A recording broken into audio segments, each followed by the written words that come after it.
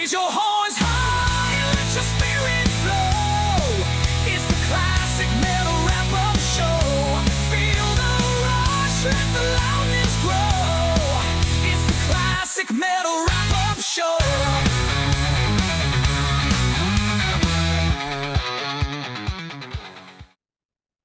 So, Evil lined up yet another appearance by the great and real Bobby Blotzer. So I guess, Bobby, I guess you had something to say, huh? I know I just cut the Piercy DeMartini show a couple Sunday. Well, I think it's probably like 3 weeks now. 3 weeks ago. Today. So you saw a fake rat?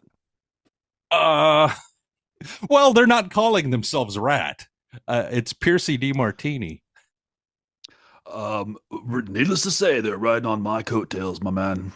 So, Right. Ruben, classic metal wrap-up show, real Bobby Yeah. B back here for you, and Yeah. let's just cut straight to the chase. When you went to go see that fake rat, what was the drums like? What was lacking back there? Well, you can't say Bloss is a bad drummer. I mean, he definitely holds things down. I think I mentioned there is something to be said about your style, and also the dancing Cuban Bear. I think the background vocals from him are lacking. I mean, it's still a good show. It's just different.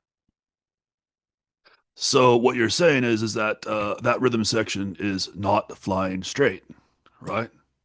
I don't think I said that. I mean, I my preference would be to have you and Juan there, because you guys are still alive and kicking. I think whenever you can have the real deal, the genuine article, I think that's always preferred.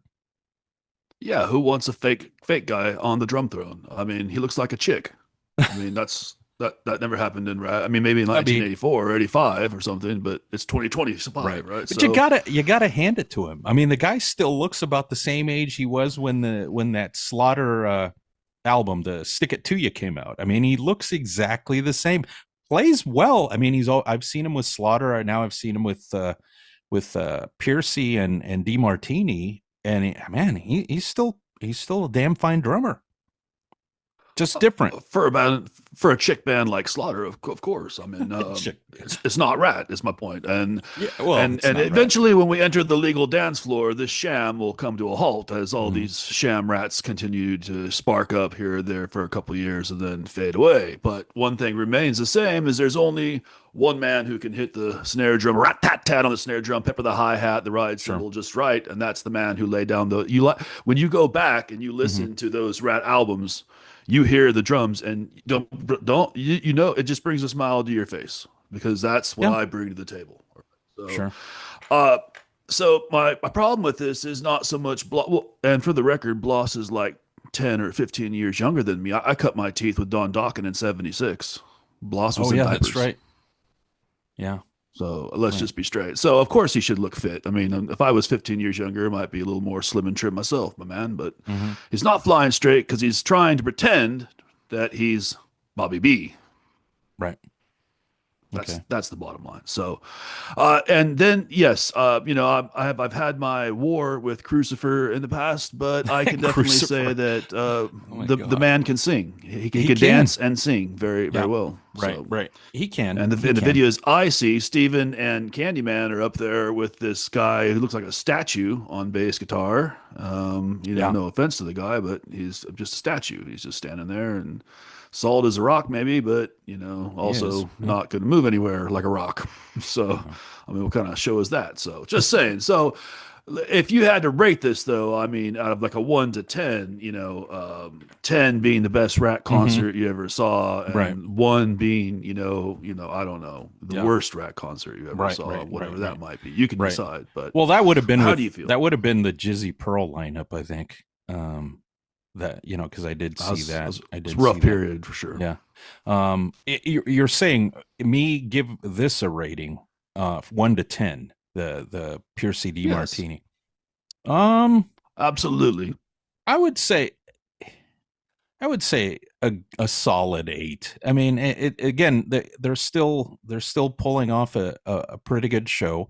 I think, as I've mentioned, as the set continues, moves forward, I think there's a little bit of wear and tear on the voice with Piercy. But geez, I mean, I've heard far worse. I mean, look at Vince Neil. I mean, Vince Neil's out there croaking, and now I think he's using lead vocal tracks. And then there's all the other your contemporaries. I think the only guy that still sounds pretty good consistently is Bret Michaels. Bret Michaels still sounds pretty good, although the stuff he does, I mean, vocally, it isn't very challenging, demanding. I mean, it's stuff I probably couldn't pull off, but overall, I mean, he's not singing like I don't know, Bruce Dickinson or Halford or something. But let's be real. If you went to the next quote unquote rat show, mm-hmm. and a certain fedora snuck up behind the drum throne, right, and all of a sudden, you got that feeling, that little tingly, mm-hmm. know. So would that not push the needle to 10, not an 8, right? It'd be closer to 10. Oh yeah, right? Yeah. I mean, I think I had mentioned, as I was talking with Evil, yeah. I mean, I think if you can get the other two, yourself and Juan, back together, then that would be probably the best case scenario for the fans. I mean, I don't know. What if you couldn't get the Dancing Bear? I mean, you could always get Robbie Crane, right? And he sings. I have Crane on speed dial. He flies straight. He knows, mm-hmm. he understands the Rat catalog. He knows his space within the music. Right. Absolutely. That was someone I would definitely recommend if Crucifer cannot dance his way back on stage appropriately. I think the truth of the matter is, though, if we really looked at the whole equation, my friend, we would have to say that the weakest link would probably end up being Stephen Piercy. You mean as far as performer? Absolutely. Yes. Yeah, I mean, I think at this stage of the game, that you would say that would. Right. I mean, because no matter. I mean, the performance level of even a Candyman, DeMartini, coming out of retirement is still pretty on point, right? Sure. So yeah, I'm just trying. At this point in time, I think we need to look at ourselves around the Rat cellar and say, let's not diminish this product any further. We're already in the basement. We're dwelling in the basement, and we're not. So I'm just saying, Ruben. Got to get this straightened out with these guys. You don't want to enter a legal dance floor again. Right. And I understand Bloss needs a gig, but I think that he has a band that starts with an S and ends with an R that might, he can slide right back over into opening slot for Rat. I'm just saying. So. And you could say it's Slafter. Right? Slafter. Exactly. Yeah, and they might be more complete with their one of their original founding fathers, so to speak. So, and then the only real thing that stands in the way of my triumphant return, would be a certain Greenbaum that'd have to be addressed. I got to tell you, I mean, I got a chance to chit chat briefly with your buddy Jason.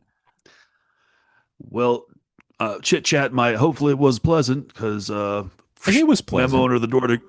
Memo under the door to Greenbaum from the lawyer, going to be on the way out here soon. Going to slide a couple of those memorandums underneath his hotel room door. Going to be out here if me and Crucifer end up returning, because he's not flying straight. He might be a very nice gentleman to the people paying him a buck, but he doesn't cut the loot straight. Tell you that much. All right. Well, and that's going to be a reoccurring theme, I think, throughout these, throughout the music business in my career, is people don't want to cut the loot, right? So that happens again and again. So, but bottom line is, to not enter the legal dance floor, we have to get this sham rat, or at least make this 50% rat a full rat. You got the head and maybe the teeth, but you don't have the tail. Got the tail. That's back here with the fedora. The fedora is, it's holding it down. So. I'm in shape. As you can see, I'm in my drum room. I've been practicing. I'm totally, completely fit. I'm just checking out the Confederate flag hanging up there. I think, was that gifted you by Neely? When I was in Texas at the Miranda Lambert concert, they gifted me that. She's that kind of a Confederate lefty, though, flag. isn't she? I mean, I think she's a Yeah, it was lefty. from a fan though. It was a fan, Oh, a a Rat fan. fan came out, and he had the Bobby Blotzer Rat T-shirt on and the Confederate flag for me. So I draped that over my shoulders when I had the fedora, and I took my bow at the end of the show. You know, so and Yeah. then we have a French flag there. A lot of people Oh don't yeah. know my mom's originally French Canadian. Yeah, so Oh jeez. I'm sorry. About little the tip of the Canadian heritage part. there. You know. Well, actually, both French and Uh, Canadian. My God. But probably true, but another gift from a Rat fan who knew about my heritage, and Right. yeah, this is my drum room up here. This is where I pepper the hi hats, and I make sure that Mm-hmm. hit that loving you's got a dirty job. I hit that ride Mm-hmm. cymbal just right there, and the popper smack rat tat on the snare drum has to Right. be really tight, man. So I'm very particular about that. Would you be satisfied though? Let's say you couldn't get Juan, and I don't know if that really is the deal breaker because you could get Robbie. You'd have basically the invitation lineup, right? I've already been practicing that CD from first track to last track, just in case I ever get called into duty for this. It did cross my mind that Mr. Crane might be the best person for Mm-hmm. the bass guitar at that point.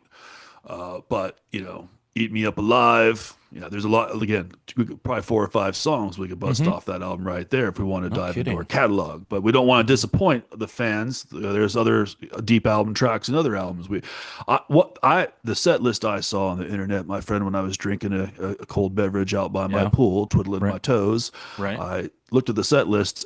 Not very impressive. I mean, not Well, flying I straight. think Not I think the well they did, yeah. I mean, I think the two deeper cuts were walking the dog and giving yourself away. I mean, those were the deeper tunes on we there. can with the proper fedora on the drums, we can go much deeper in the catalog, my friend. So I mean, a lot has happened since you last. I guess you did your run with your version of Rat or Fake Rat. I guess you could call that a Fake Rat too, right? But that's exactly my point. There's been, every couple of years, another little fake rat pops another up and Fake starts, Rat. running around looking for a piece of cheese. Yeah, but I do remember when you had that kid fronting the band. I think you guys were doing over, I think about 70, maybe 80 minutes set. I think a lot of things have changed a little bit since you've been away, where a lot of these headliners are now just doing like 60 minutes. I mean, it's basically limited the performance time, which means you need to scale back the set. So I think that's why a lot of these guys, these acts, just do the hits. I don't know if you came back. I mean, would you be pushing to extend the set yet again back to the 80-90 minute kind of timetable, or would you be satisfied doing a 60-minute set? 75 to 90 minutes would be my preferred length, Uh-huh. and filling that gap should be 4 or 5 slightly deeper tracks. Ones that we know these guys are not going to get to. So. Sometimes it's worth the risk, Ruben. Sometimes it's worth the risk. Look at So, you. He's name dropping Rat song titles. So well, if they want to get, top secret with a new drummer in the rehearsal room and get back to what business is supposed to be about, we can do that. But till then, they're out there. They might as well go put Fly of the Angels in the next show or something. Fly That's the not Angels. right. Out of curiosity there, Bobby, because I know you keep track of back in the day, Motley and Rat were kind of neck and neck, and then something happened where Motley had a little bit of a pop with the Home Sweet Home ballad, and then that it kind of pulled away from you guys. Although I tend to believe that Rat is the superior band. I mean, album for album. Have you gotten a chance to see Motley recently, or at least viewed some of the clips or anything off this Vegas residency? I know they just did the first opening night. And I don't know what's your take on that. And then also Vince, I guess, came clean and said that he stroked out back in around Christmas time. So a lot of happenings there with Motley, and then they also have John 5.5 taking over for Mick Mars. I mean, lots of dysfunction there. It seems like. Ruben, it's been a long year, my friend. That's why I've been on the sidelines, by the pool with a cold brew in my hand, and I just watching the scenes. Quite frankly, not wanting to put myself out there for a risk of something crazy happening to the real Bobby B. I mean, so just practicing my kit, but we'll get to it. Very grateful that my man Vince made it through a health scare. All right, I've known the crew for a long time since the strip days. A lot of ladies, a lot of drinks, a lot of good times. So glad that he's healthy. As far as the crew, I sampled a little bit on my laptop the other night, and they're sounding all right. I don't know if they're flying straight by playing live. My ears might be Right. deceiving me sometimes Sure. at time, Right. but and for sure, 100%. I've always said, Ruben, the Rat catalog would just is way deeper, more complex, musically more diverse than anything Hmm. Motley Crue could ever dream of. So yeah. No offense to What do you? those guys. I mean, Tommy's, T-Bone's an old friend of mine, man. I mean, Right. if he invited me out on the yacht tomorrow at Lake Havasu, we're jet skiing and having cold ones. But I'm Right. just saying, Do you think if Motley decided to do another kind of maybe not like the stadium tour. I think that's kind of been a done deal. I don't think they could go back and do a stadium type of tour, but an arena type tour. Do you think that would be enough to kind of get the rest of these guys talking about possibly reuniting and maybe doing that tour with Motley if that opportunity came to be? that is in this fedora wearing drummer's opinions. The final Rat Attack that should be launched at Hmm. any moment should be a opening for Motley on an arena tour. Absolutely. And Who do then you who if who would you if pull in? Bloss will just slide over, if We Bloss would slides slide over, over. then I think. Slaughter can just move I right mean, in the opening what slot. what would be your worst nightmare as far as like a guy filling in for you, Bloss or that fucking guy that dollar store Tommy Lee that Vince had in the band for a bit, or maybe he still does. What's his name? Oh shit, I forgot his name, but he basically does like the Tommy Lee act on a smaller scale. Oh, Oh, Zoltan, yeah, Zoltan, Cheney guy. I've heard yeah, of. Cheney Yeah, guy, yeah, he's master of the twirl of the sticks, right, Mister of the beat, as I call him. sure, A couple of times it's like, what is this guy doing? Okay, let's just straight. When they had to go without me, I think the best option probably was honestly Pete Holmes of Black and Blue when oh they were yeah, doing with him. My right, opinion. I mean, if that but. Bloss is not it's not a bad dude. I'm just saying he's not Bobby B. He's not flying straight. It's not, right, his golf swing isn't up to mine. He doesn't hmm, have a fedora like I do. He doesn't hit the ride in the hi-hats like I do. right, He's really lacking. He's tame on that snare. You got to pop the snare in Rat. If you really want to have that proper attack, you got to pop the snare. And he's not popping the snare. I could show. I mean, if mm, you wanted a drum lesson from Uncle Bobby, I'd sit down with a couple of brewhas and show him how it's done right right. here in the drum room. But so I'm just saying, there's only one man who's going to be able to step up, and that's Bobby. But until then, if you want to play second place, Hmm. just give it to Pete. At least he's a decent dude. Yeah, Known him from nice back in guy. the day. Do you not? Yeah, I know you've exactly. viewed stuff with Zoltan. Have you seen? You recall a few years back there was those clips that goofy guy was putting like I forget what he was titling the videos. Drummer at the wrong gig. Like he'd be playing, he'd be like doing all these wild, stupid things, and he just would purposely not fit in. That's how I feel about Zoltan. It's like it's more about the show than the actual play. He's a fucking clown. Very distracting. Yeah, Distracting he's is a the word clown. He's a really. lead drummer. Yeah. And doesn't